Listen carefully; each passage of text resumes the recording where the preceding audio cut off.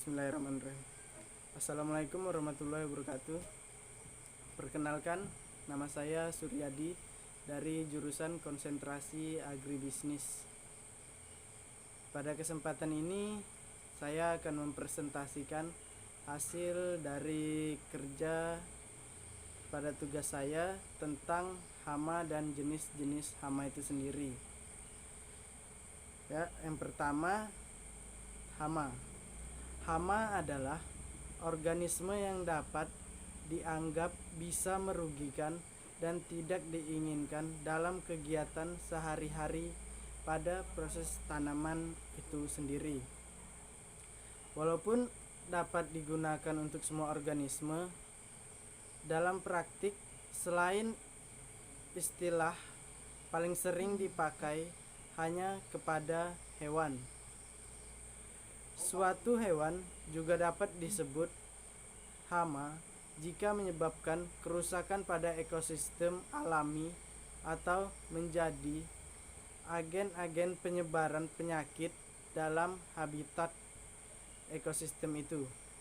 Contohnya adalah organisme yang menjadi faktor penyakit bagi manusia atau tumbuhan, seperti tikus dan lalat yang membawa berbagai wabah atau nyamuk yang menjadi faktor malaria. Dalam pertanian, hama adalah organisme pengganggu tanaman yang dapat menimbulkan kerusakan secara fisik dan ke dalamnya praktis adalah semua hewan yang menyebabkan kerugian dalam bidang pertanian itu sendiri. Kedua, jenis-jenis hama. Di sini jenis-jenis hama saya akan mempresentasikan 3 jenis. Yang pertama yaitu hama serangga. Selain mamalia, golongan serangga juga berpotensi sebagai hama bagi tanaman itu sendiri. Serangga hama dapat menyebabkan kerugian dalam suatu ekosistem tanaman, karena serangga ini bisa merusak budidaya tanaman itu secara langsung, seperti memakan bagian tanaman serta menjadi faktor penyebab penyakit bagi tanaman itu sendiri. Kedua, nematoda. Nematoda adalah organisme berupa cacing gilis atau cacing gelang.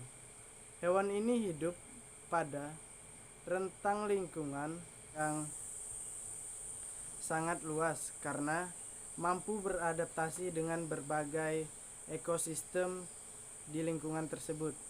Sebagian besar dari organisme ini merupakan parasit dan dapat dikategorikan sebagai hama pada tanaman itu sendiri. Ketiga, gastropoda. Gastropoda lebih dikenal dengan siput dan siput telanjang yang berasal dari filum moluska. Jenis hama ini meliputi seluruh siput dan siput telanjang dengan berbagai ukuran, mulai dari ukuran mikroskopis hingga berukuran besar. Umumnya hama ini akan merusak daun sehingga menghentikan pertumbuhan pada tanaman itu sendiri. Keempat, hama gangsir. Gangsir adalah sejenis serangga yang biasanya menyerang tanaman muda, misalnya tanaman yang baru dipindah dari proses penyemaian. Gigitan gangsir akan menyebabkan batang pada tanaman putus atau patah sehingga menyebabkan tanaman itu akan mengalami kematian. Kelima, hama walang sangit. Walang sangit biasanya menyerang pada tanaman padi.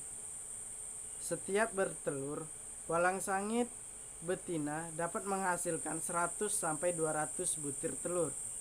Telur tersebut diletakkan pada daun bendera tanaman padi yang kemudian menetas menjadi nimfa berwarna hijau dan berubah menjadi coklat.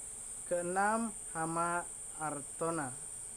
Artona termasuk Lepidoptera atau kupu-kupu yang merusak tumbuhan saat stadia larva.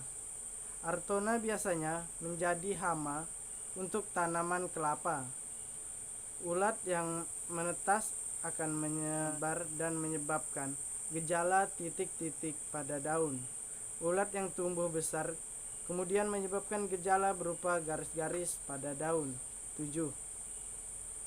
Hama wereng. Hama wereng memiliki berbagai jenis, di antaranya wereng coklat, wereng putih, dan wereng hijau.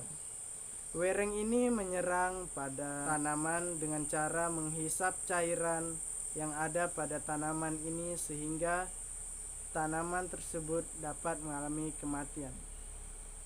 Sekian hasil dari presentasi saya. Lebih kurangnya saya mohon maaf. Saya ucapkan terima kasih. Wassalamualaikum warahmatullahi wabarakatuh.